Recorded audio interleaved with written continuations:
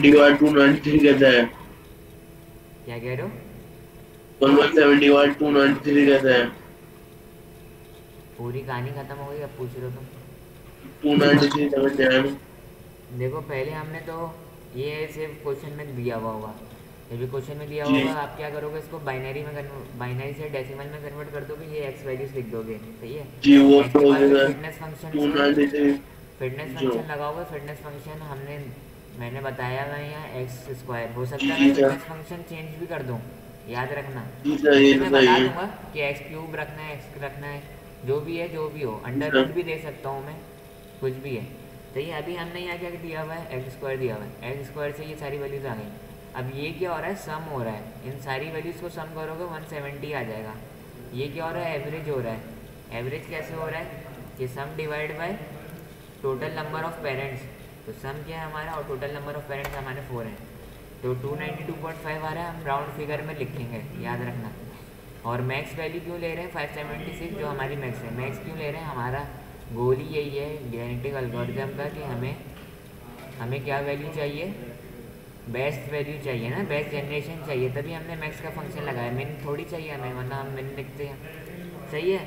अब बताओ ये प्रोबेबिलिटी ऑफ आई कैसे निकाली, प्रोबेबिलिटी आई कैसे निकाली मैंने, 0.4 वैल्यू कैसे आ रही है, 0.49, 0.14, 0.06 कैसे आ रही है, ये बताओ। अभी तुम लोग चुप रहना, पहले मैं अफान से पूछ रहा हूँ। अफान बताओ ये कैसे आई वैल्यू, जवाब दो मुझे। देखो कौन सी निकली सर? तो सही निकली है, कुछ बताओ कैसे निकली, अफान कौन सी सर? बताओ। कौन सी सर? ये वाला कौन सी? ये वाला ये वाला कॉलम कैसे आया, 0.4 वैल्यू कैसे फ्रॉम। आई, 0.14 वैल्यू कैसे आ रही है, ये बताओ मुझे। ये ऊपर तो फॉर्मूला लिखा है। हाँ तो वो फॉर्मूला लिखा है, तो बताओ ना किस कैसे आई, कौन सी वैल्यू से फॉर्मूले इसको की। करा डिवाइड, फॉर्मूले की कौन सी वैल्यू वैल्यूज को करने। रखी है मैंने दो, जिससे आया ये बताओ मुझे। एफ टी वैल्यू डाली, फिटनेस की। चंदा मुझे ये दिखाओ करके, ये बताओ कि ये जो मैंने फॉर्मूला दिया हुआ है ना प्रोबेबिलिटी ऑफ आई में, तो ये एफ आई क्या है और सम आई क्या है, ये बताओ मुझे कि यहाँ पे मैंने कौन सी वैल्यू रखनी है, यहाँ पे वैल्यू का नाम बताओ, और यहाँ पे वैल्यू का नाम लगाओ कि यहाँ पे कौन सी रखी, तो 0.14 आ रहा है, ये बताओ मुझे क्या रखा मैंने।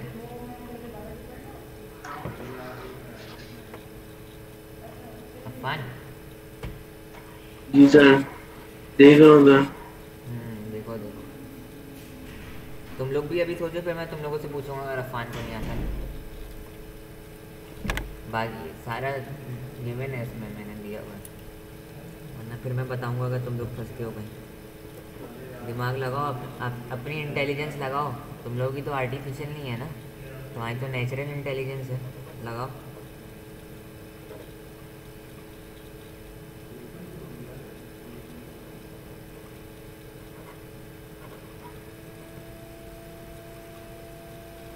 हाँ भाई, कहाँ तक पहुँचे फान? नहीं सर, नहीं समझ रहा। अच्छा फातिमा बताओ। सर पहले हम लोग सारी वैल्यूज को फिटनेस वाली एक्स स्क्वायर को सबको हम लोग ऐड करेंगे। मुझे वैल्यू तो बताओ दो कौन सी रखूँगा मैं, 0.14 कैसे आएगा, यहाँ पे वो ये कौन सी वैल्यू रखूँगा यहाँ पर, और यहाँ पे अपॉन में कौन सी वैल्यू रखूँगा जिससे 0.14 आ रहा है, ये बताओ। यहीं कहीं है सब कुछ दिया हुआ, फार्मूला भी देख लो, फार्मूले में भी लिखा हुआ है क्या है क्या रखना है।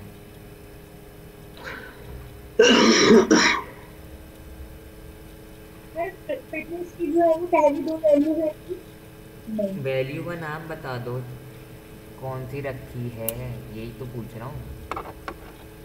सबसे पहली वैल्यू 169 होगी 169 का रखूँगा।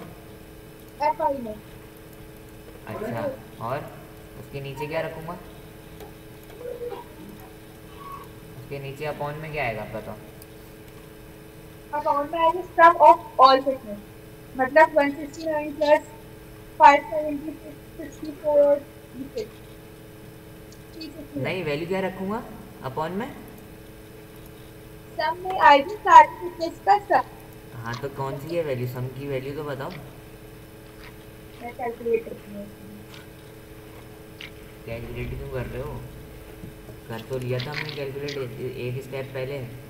यहाँ ये आने से पहले 1170 निकली हुई ना। 1170 ये रही वैल्यू तुम्हारी, सही है। सर 1170 आएगी तो 0.1444 आएगा और उसके बाद 576 में आएगा ये आपकी वैल्यू।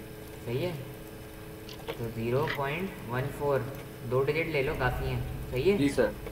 0.49 कैसे आ रहा है, 576 डिवाइड बाय 1170, सही है। तो अगर हम इसको, अब इसको भी हटाऊं, अब क्या सर 0.49 आएगा। हाँ 0.49 है, 576 है, सॉरी 576 डिवाइड बाय तो 1170। मतलब सर हर बार 1170 लेनी है ना जो मेन वैल्यू है। 0.4970 फॉर्मूले में देखो ना क्या लिखा है, सम लोगे ना तो जी सम सर के देख लोगे, लिया देख लिया देख अपॉन लिया में। देख लिया फिर सही। ये चीज़ चेंज होगी ना, इसकी वैल्यू रखते जाओगे और ये वैल्यू आ जाएगी, सही है। ये तुम्हारी आ गई प्रोबेबिलिटी। अब देखो तुम लोगों ने प्रोबेबिलिटी पढ़ी होगी, तो प्रोबेबिलिटी का एक कॉन्सेप्ट होता है कि प्रोबेबिलिटी या तो ज़ीरो होती है या उसकी मैक्सिमम वैल्यू क्या होती है प्रोबेबिलिटी की, 1 होती है, सही है। तो जब तुम इन चारों वैल्यू को प्लस करोगे ना तो तुम्हारा आंसर 1 आना चाहिए, 1 से एक्सीड नहीं करना चाहिए। 1 से अगर एक्सीड कर गया तो तुमने कहीं गड़बड़ करी हुई है कैलकुलेशन में। अभी हम इसको प्लस करते हैं, 0.99 भी आ रहा है तो सही है, तो उसको 1 ही लिख देना।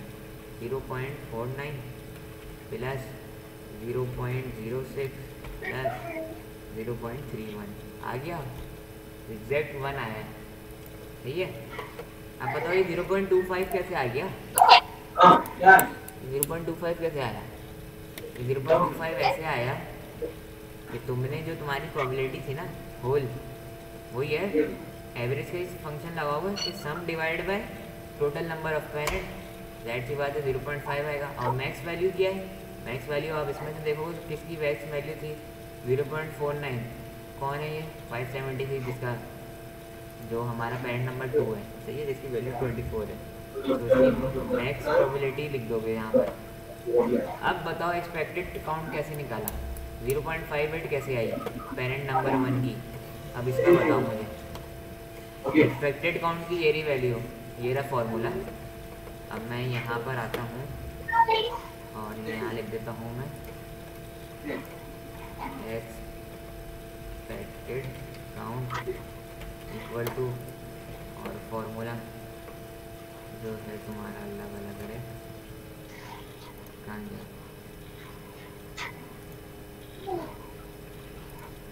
एफ आई और एवरेज, एवरेज क्या है तुम्हारा एफ आई है। अब बताओ, अब बताओ मैं कौन सी दो वैल्यूज रखूं कि जिससे 0.58 आया आंसर, बताओ पहले पेरेंट का।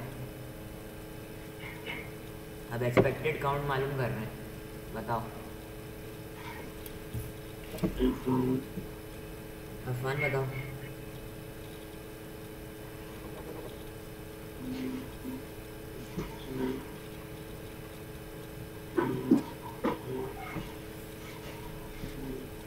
Afwan yes sir.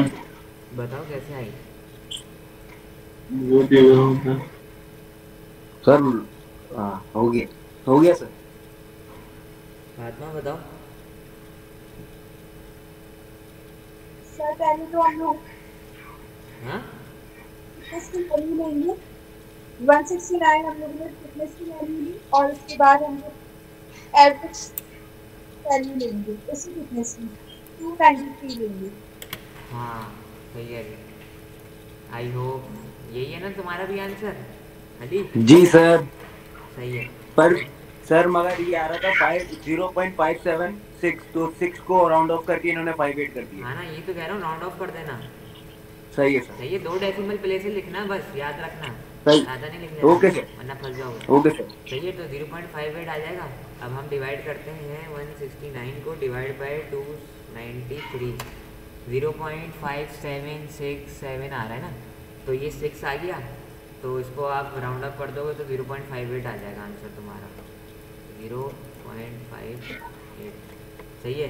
अब ऐसे ही 1.97 कैसे आया, 1.97 आपका ऐसे आया कि 293, तो यही रहेगी वैल्यू। ये क्या आया 576। जब 576 को डिवाइड करोगे 293 से तो आएगी 1.97, और बाकी देखते रहना, राउंड ऑफ कर देना तो 1.97 आएगी। सही है, इस तरीके से कर दोगे। अब इनका क्या करोगे, फिर वही काम करोगे, सम कराओगे। जब भी सम आएगा फिर सम को एवरेज निकाल दोगे। जाहिर सी बात है 4 है, ये भी 4 ही थे, तो 4 divide by 4, sum divide by n होता है ना एवरेज निकालने के लिए। तो जब सम को डिवाइड करोगे n से तो जाहिर सी बात है 1 आएगा। मैक्स वैल्यू क्या है इसमें से, मैक्स वैल्यू ऐड सी बात है 1.97 ही निकलेगी, इसलिए जब यहीं से मैक्स वैल्यू निकलना शुरू होगी तो इसी का ही आएगा मैक्स। अब ये एक्सपेक्टेड काउंट था, अब एक्चुअल काउंट क्या कर दोगे, इसको तुम पूरा राउंड ऑफ कर दोगे। राउंड ऑफ कर हाँ, दोगे। राउंड ऑफ ऐसे करोगे कि डेसिमल गायब कर दोगे। फॉर एग्जांपल ये फ्लोट था, ये इंटीजर में कर दिया तुमने ना, तो ये इस तरीके से राउंड ऑफ करो पूरा। जाहिर सी बात है 5 हो गया, 5 हो गया ये, तो ये 1 हो जाएगा। ये 1.9 है तो ये 2 हो जाएगा। ये 0.22 है तो ये 0 हो जाएगा। ये तुमने एक तरीके से क्या करा कि इस पर फ्लोर और सील फंक्शन लगा दिया। अगर तुम्हारी वैल्यू 5 या 5 से अपर होगी तो वो 1 कर जाएगा, और बिलो 5 होगी तो वो 0 हम उसको कंसिडर करेंगे। सही है, 1 हो जाएगी। देखो जैसे 1 हो गई, ये 2 कर दी हमने, ये 0 कर दी, और ये तो थी तुम्हारी 1.23, ये भी देखो कम है, तो ये हम इसको एज अ 1 ही काउंट करेंगे। फिर इसका हमने सम ले लिया, और फिर वही सारी चीज़ें हैं, इसका एवरेज ले लिया और फिर इसका मैक्स वैल्यू ले ली। ये था हमारा सिलेक्शन का पार्ट। सिलेक्शन में हमने इनिशियल पॉपुलेशन, पहले उन सारी पॉपुलेशन का हमने फिटनेस मालूम कर ली, तो इसकी एक्सपेक्टेड काउंट और प्रोबेबिलिटी, एक्चुअल काउंट सब मालूम कर लिया। अब हम आएंगे इनका मेटिंग की तरफ। अब इनकी मेटिंग कराएंगे तो क्रॉस ओवर के थ्रू अब आप दो पेरेंट्स को सेलेक्ट करेंगे और फिर क्रॉस ओवर कराएंगे। सही है। अब देखो इसमें लिखा हुआ है कि क्या कहते हैं, ये रहा क्रॉस ओवर। अब हम कौन से पॉइंट पे क्रॉस ओवर कर रहे हो ये तुम्हारे ऊपर है। सही है, मैं बता दूंगा उसमें पेपर में कि तुम लोगों को कौन से पॉइंट पे क्रॉस ओवर करना होगा। फॉर एग्जांपल मैं बता दूंगा कि शुरू के जो 2 पेरेंट होंगे उनका क्रॉस ओवर का पॉइंट होगा 4। सही है, देखो 1 2 3 4, और जो आखिर के 2 पेरेंट है, रेस्ट ऑफ द 2 पेरेंट्स, उनका पॉइंट होगा क्रॉस ओवर का 2, दूसरे पॉइंट से होगा। तो देखो 0 1 1 0 1 और 1 1 0 0 0, जब इनका तुम क्रॉस ओवर कराओगे तो वही होगा ना कि ये तो सेम रहेगा और ये वाला पार्ट उठ के ऊपर चला जाएगा, और ये सेम रहेगा और ये वाला पार्ट उठ के नीचे आ जाएगा। तो यही हुआ। और ऐसे ही इनमें करोगे तो ये वाला पार्ट उठ के ऊपर चला जाएगा, तो 1 0 0 और 1 1 और 1 0 और ये 0 0 नीचे आ जाएंगे। ये हो गया तुम्हारा ऑफ स्प्रिंग, तुम्हारे जनरेट हो गए आफ्टर क्रॉस ओवर के बाद, जब मेटिंग पूल होने के बाद। अब तुम किसकी वैल्यू निकाल लो, अब तुम चिल्ड्रन की वैल्यू निकालो, मतलब ऑफ स्प्रिंग की तुम वैल्यूज निकालोगे। पहले हमने पेरेंट की एक्स और फिटनेस फंक्शन निकाला, अब हम निकाल रहे हैं कि हमारे जो ऑफ स्प्रिंग जनरेट हुए हैं वो उनकी वैल्यूज़ क्या हैं। तो 12 25 27 16, और उसके ऊपर वही फिटनेस फंक्शन वही लगाओगे जो पेरेंट पे लगाया था, एक्स स्क्वायर लगा दिया, तो ये तुम्हारा फिटनेस फंक्शन हो गया। और फिर तुम उसको वही कर दोगे सम, एवरेज और मैक्स वैल्यू। देखो इसमें पेरेंट की जो मैक्स वैल्यू थी 576 थी, इसमें जो चाइल्ड की मैक्स वैल्यू किसकी आ रही है 729, मतलब थर्ड जो तुम्हारा है ना, यहाँ पे काउंटिंग लिख लेना 1 2 3 लेबलिंग करने के लिए ना, सीरियल नंबर लिख लेना जैसे यहाँ, तो थर्ड की आई है सबसे ज़्यादा। अब देखो ज़रा एक तरीके से ये देखो कि जो हमारे पेरेंट थे 13 24 8 और 19, और जो हमारे ऑफ स्प्रिंग जनरेट हुए हैं क्या वो ज़्यादा हैं अभी या नहीं है, मतलब उनकी वैल्यू ज़्यादा आ रही है या नहीं आ रही। पहले वाले की तो कम आई है एक तरीके से अगर हम देखें ओवरऑल, या इस तरीके से देख लो 1 by 1 नहीं कंपेयर करो, यहाँ से देख लो सम देख लो। सम तो भाई हमारे जो ओवरऑल सम आया है ऑफ स्प्रिंग का वो ज़्यादा आया है पुराने वालों से, हमारे जो पेरेंट्स थे। जाहिर सी बात है कि यहीं से ही हमारा अभी बगैर म्यूटेशन अप्लाई करके हमारा काफ़ी चीज़ें वैल्यूज़ बढ़िया आई हैं। और एवरेज वैल्यू भी देख लो काफ़ी चेंज है, 439 और कहाँ पे 293। तो ये देखो ये बेंचमार्क से पता चल रहा है हमारे कि जो हमारी ऑफस्प्रिंग आई है वो क्या है, बेस्ट है, मतलब पहले से जो है बेस्ट हो अचीव हुआ है। अगर फर्ज करो, अब देखो जेनेटिक एल्गोरिथम में सबसे पहले था हमारा काम कि सिलेक्शन करने के बाद पेरेंट की, फिर हमने उनके अंदर क्या करा, फिटनेस इनकी मालूम करी, फिटनेस के बाद प्रोबेबिलिटी, फिर उसके बाद हम गए क्रॉसओवर की तरफ। फिर क्रॉसओवर के बाद फिर हमारे पास ऑफस्प्रिंग जनरेट हुए। ऑफस्प्रिंग जनरेट हुए, हमने वैल्यूज़ देखी कि हाँ वैल्यूज़ हमारी बड़ी आ रही हैं, सही है, इट्स गुड, वेरी गुड। और फर्ज करो कि हमें और इसकी पावर बढ़ानी हो उन ऑफस्प्रिंग की, तो हम क्या करते हैं, फिर म्यूटेशन अप्लाई करते हैं। म्यूटेशन मतलब कि चेंजेस करती हैं आपने, जो आपकी एक्चुअल ऑफस्प्रिंग थी उसको हमने अब क्या कर रहे हो, उसके जेनेटिक कोड में अब आप क्या कर रहे हो, चेंजेस कर रहे हो। कोई भी रैंडम आप कर सकते हो, बिट चेंज कर सकते हो। म्यूटेशन इसमें कैसे अप्लाई होता है, बिट को फ्लिप कर दिया। बिट फ्लिप मतलब कि यहाँ पर 0 था तो यहाँ पर आपने बिट को फ्लिप करके या बिट इन्वर्स करके क्या कर दिया, उसकी वैल्यू 1 कर दी। दैट बात है, 0 है तो यहाँ 1 हो जाएगी। अब ये रैंडम है, तो यहाँ पर क्या था, यहाँ पे इस वाले को आपने 1 कर दिया, तो ये आपने किसी भी आपने रैंडम बिट फ्लिप करके आपने उसकी वैल्यू बढ़ा दी। किस किस की वैल्यू बढ़ाई है, जो सबसे हल्के आ रहे थे। यहाँ पर देखो, यहाँ पे 16 और 12 कम आ रहे थे ना, सही है, 16 और 12 कम थे। देखो यहाँ 13 आ रहा है और यहाँ 19 था। बाकी ये लोग तो सारे अच्छे हैं, ये दोनों तो अच्छे हैं, ये वाले ये जो आपकी ऑफस्प्रिंग आई, ये वैल्यूज़ कम आई हैं। जो वैल्यूज़ कम आई हैं आप उसकी जो है बिट फ्लिप कर दो, लेकिन ऐसे बिट फ्लिप करना है कि उनकी वैल्यू इंक्रीज हो, कम नहीं कर देना। कि कहीं तुमने 1 को 0 कर दिया तो जाहिर सी बात है इसकी तो वैल्यू और कम हो जाएगी। 1 को 0 कर दोगे तो क्या हो जाएगी इसकी, 1 to 4 हो जाएगी इसकी। तो पहले क्या थी, 12 थी तो 4 हो जाएगी। इस तरीके से वैल्यू बढ़ाना कि पहले जो आपकी पावर थी उससे बढ़े है।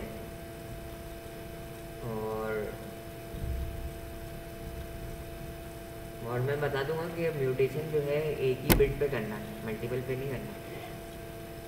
तो अब देखो इसकी वैल्यू क्या है, 26, 25, 27 और 18 हो गई। अभी भी इससे कम है, लेकिन ओवरऑल पहले वाले से तो पहले वाले से अच्छी हो गई इसकी वैल्यू ना, जो 4th आपका ऑफस्प्रिंग था। फिर इसका क्या करोगे, फिर वही करोगे काम, फिटनेस फंक्शन अप्लाई करके सारी वो वैल्यूज़ कैलकुलेट कर लोगे और फिर सम, एवरेज और मैक्स मालूम कर लोगे। सही है सर वीडियो सेव कर। हाँ, वीडियो में सेव कर लेता हूँ।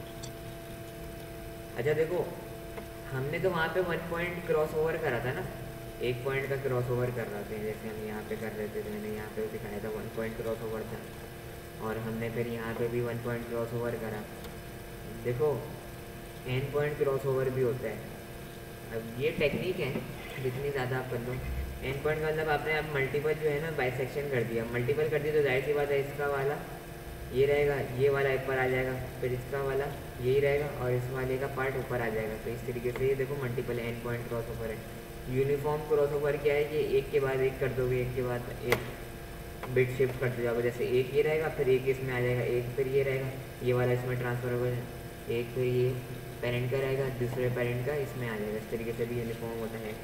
अब म्यूटेशन में बताया था ना कि अभी क्या कह रहा है, क्रॉस ओवर और mutation, decade long debate which one is better. कह रहे हैं कि क्रॉस ओवर से भी फिटनेस फंक्शन में इंक्रीज हुआ था, देखा नहीं था जब हमने यहाँ पे क्रॉस ओवर करा था। क्रॉस ओवर के बाद फिर देख लो कि ये पहले से इंक्रीज हो गई थी वैल्यू, तो फिर हमने म्यूटेशन अप्लाई करा तो और ज़्यादा इंक्रीज हो गई। देखो ना कि और पावर बढ़ गई। अब ये पूछ रहा है कि कौन सा बेहतर है, या तो दोनों करें या एक करें, कौन सा। अब ये कह रहे हैं विच वन इज बेटर नेसेसरी, और बैकग्राउंड क्या है answer, at least rather white agreement, it depends on the problem. वो कह रहा है कि अब आपको जो गिवन प्रॉब्लम होगी उसके हिसाब से देखना पड़ेगा। या तो क्रॉस ओवर पे अगर आपकी पावर बेस्ट जनरेशन अचीव हो गई, सही है, अगर म्यूटेशन अप्लाई करने की ज़रूरत नहीं पड़ी, सिर्फ क्रॉस ओवर से आप लोगों की बैक जनरेशन और ऑफ स्प्रिंग जनरेट हो गए तो दैट्स इट गुड। अगर नहीं जनरेट हुए, क्रॉस ओवर करने के बाद लो वैल्यूज आ रही हैं, सम एवरेज लो आ रहा है as compare to their parents, तो फिर आपको म्यूटेशन की तरफ जाना पड़ेगा इन दी एंड। ये है इसका जो क्या कहते हैं समरी या कंक्लूजन जो है ना इसकी, ये है। बाकी ये तुम लोग देख लेना, इसमें कोई इतना बड़ा मसला नहीं है। ये फिर बाकी और थोड़ी नॉन लोग इसमें अदर रिप्रेजेंटेशन बताई हुई किस तरीके से होती है और क्या टाइप्स हैं चीज़ों की ना, तो ये देख लेना। Exploration discovering promising areas in that is exploitation optimising within a promising area that is using information. There is a cooperation and competition between them. Crossover is explorative. It makes a big jump to an area somewhere in between two parents. Mutation is exploitative. It creates random small diversion thereby staying near in the area of the parent. अब ये क्या बोल रहा है, देखो भाई, एक तरीके से क्रॉस ओवर भी तो एक तरीके से कर क्या रहा है, वो भी तो इंक्रीज ही कर रहा है ना पावर, लेकिन वो क्या कर रहा है कि बहुत ज़्यादा पार्ट जो है एक पेरेंट का दूसरे पेरेंट में जाके शिफ्ट हो रहा है, जबकि म्यूटेशन में ऐसा नहीं है। म्यूटेशन में बहुत ही स्मॉल पार्ट जाके शिफ्ट होता है, और वो लेकिन पेरेंट का शिफ्ट नहीं होता। आप जो ऑफस्प्रिंग आपकी बनी हुई है उसी में ही आप कुछ चेंजेस करते हो, उसी के डीएनए को आप चेंज कर देते हो, उसकी डीएनए की कोडिंग को। ये ऑफस्प्रिंग पे अप्लाई होता है, याद रखना म्यूटेशन। और क्रॉस ओवर जो है ड्यूरिंग मेटिंग, ड्यूरिंग समझ लो पेरेंट्स के दरमियान अप्लाई होता है, और इसमें बहुत ज़्यादा पार्ट जो है क्रॉस ओवर का वो एक पेरेंट का दूसरे पेरेंट में जाके मर्ज होता है, और फिर उसके उस मर्ज के बाद वो फिर एक नया ऑफस्प्रिंग जनरेट होता है। दोनों ही पावर के लिए यूज़ हो रहे हैं, कि मतलब पावर बढ़ाने के लिए या बेस्ट और फिटनेस बढ़ाने के लिए ऑफस्प्रिंग की, लेकिन ये स्मॉल पार्ट पे काम करता है, ये मतलब लार्ज एरिया कवर करता है पेरेंट का। तो ये डिफरेंस याद रखना कि क्रॉस ओवर और म्यूटेशन का क्या डिफरेंस है, सही है। इसलिए मैं ये पूछूंगा पेपर में, तो पता होना चाहिए। इसलिए भाई मैं पूछूंगा कि भाई कि म्यूटेशन भी पावर फिटनेस बढ़ाने के लिए यूज़ हो रहा है और क्रॉस ओवर भी। तो why important which one is to choose, क्यों चूज करना है। तो ये जो ये तो डिपेंड अपॉन बताया है ना, वो देख लेना जो भी मैंने बताया, और मेरी लेक्चर जो रिकॉर्ड हो रहा है वो देख लेना। जो लास्ट की मैंने 2 बातें बताई है ना दोनों की, वो है इनका डिफरेंस। जी सर, वो आपने यही मेन पॉइंट तो यही बताया ना, डिपेंड अपॉन सिचुएशन है। अगर सिचुएशन अगर आपके सम वैल्यूज जो हल्की आ रही होंगी तो हमें म्यूटेशन लगाना। मेन पॉइंट तो तुम्हारे ये है ना, वो तो है सिचुएशन तो ये कह रही है ना कि फर्ज करो कि क्रॉस ओवर करने के बाद भी जो है वो बेस्ट जनरेशन अप्लाई वो अचीव नहीं हुई, तो फिर क्या करोगे, म्यूटेशन ही करोगे। लेकिन म्यूटेशन और क्रॉस ओवर में डिफरेंस क्या है, क्रॉस ओवर जो है एक्सप्लोरेटिव है, एक्सप्लोर करता है, और वो जो क्रॉस ओवर बनता है वो पेरेंट्स के ही जेनेटिक कोड के थ्रू बनेगा, आपके क्रोमोसोम से ही। अलग से कोई इसमें एडिशन नहीं कर रहे कि कुछ पार्ट पेरेंट ए का जा रहा है और कुछ पार्ट पेरेंट बी का जा रहा है, तो उससे फिर एक ऑफस्प्रिंग बन रहा है। लेकिन ऐसा उसमें नहीं हो रहा ना, किसमें, म्यूटेशन में ऐसा नहीं है। म्यूटेशन तो डायरेक्ट अप्लाई उस पर होता है, किस पे होता है सर, म्यूटेशन डायरेक्टली किसी भी एक वैल्यू का उठा के सिस्टम का कर लेंगे। म्यूटेशन अप्लाई ऑफस्प्रिंग पर होता है, चिल्ड्रन पर होता है, ये है एक डिफरेंस। दूसरा डिफरेंस क्या है कि उसमें आप वैल्यू को चेंज करते हो, बिट को कोई सी, उसमें बिट चेंज नहीं होती है, उसमें जो वैल्यूज़ हैं क्रॉस ओवर में वो वही रहती हैं, बस जाके मिक्स हो जाती हैं 2 पेरेंट्स की। जब मिक्स होती हैं वो वैल्यूज़, तो उससे एक ऑफस्प्रिंग निकलता है, सही है, या बॉर्न होता है या जनरेट। सही सर, समझिए ये है डिफरेंस। मतलब वो तो एक जनरल बात बताई भी उन्होंने कि डिपेंड्स ऑन द प्रॉब्लम, वो तो है, लेकिन जो मेन डिफरेंस अभी मैंने तुम्हें दो बड़े बड़े बताए ना, ये नहीं लिखोगे पेपर में तो उसका मार्क्स 0 हो जाएंगे तुम्हारे। सर मतलब कि अगर हम ओन वर्डिंग में ये लिखें कि क्रॉस ओवर जो है वो पेरेंट्स की जेनेटिक्स पे ही काम करता है, मींस के पेरेंट्स के ही वैल्यूज को स्वैपिंग पे वगैरह पे करता है, क्रोमोसोम पे काम करता है। क्रोमोसोम और जो म्यूटेशन है वो किसी भी बिट की वैल्यू को चेंज कर सकता है। किसी की नहीं, सिर्फ चिल्ड्रन की, चिल्ड्रन की सर, सिर्फ चिल्ड्रन और ऑफस्प्रिंग की जो वैल्यू आएगी जो क्रॉस ओवर के बाद निकलनी है उसको चेंज कर सकता है। और दूसरा क्या है, दूसरा बताओ ना डिफरेंस। दूसरा क्या बताया था मैंने? दोनों डिफरेंस ये होगा, और एक डिफरेंस तो ये है कि वैल्यूज नहीं आ रही सही तो फिर म्यूटेशन यूज होता है, और अगर म्यूटेशन और क्रॉसओवर को चेक करेंगे तो क्रॉसओवर को जो है वैल्यूज हैं वो हम दोनों पेरेंट्स की क्रॉसओवर में कोई आप अलग से मॉडिफिकेशन नहीं करते सर, नहीं कर सकते सर, वही पेरेंट्स की वैल्यू डालते हो यार। ये बिल्कुल वैसे ही है, एक्समैन मूवी देखी ना आप लोगों ने, उसमें सारे क्या होते हैं, म्यूटेंट होता है ना। जी सर। म्यूटेंट तो मतलब जब वो पैदा होते हैं तो वो तो नॉर्मली होते हैं, लेकिन इनको एक्सपेरिमेंट और उस टाइप के थ्रू बनाया जाता है ना। जी सर, जी सर, ये लैब में बनाया जाता है ना। और वो जो जीन्स हैं वो कैसे बनाए, या वो क्रोमोसोम कैसे बनाते हैं, वो थ्रू सम इनकोडिंग और सम क्या कहते हैं स्पेशल, मतलब नेचुरली नहीं बने वो, आपने उसमें रद्दो बदल करा है, कुछ चेंजेस करी हैं तो फिर उसका कुछ रिएक्शन ऐसे आते हैं तो फिर वो बिल्कुल ही चेंज कर देते हैं उन ह्यूमंस को। सही है तो यही है ना, मॉडिफिकेशन कर रहा है वो मॉडिफिकेशन नहीं, वो प्योर बेस है, वो नेचर बेस है। और ये जो है नेचर बेस नहीं है, मॉडिफिकेशन कर रहा है। सही है, ये मैंने करा।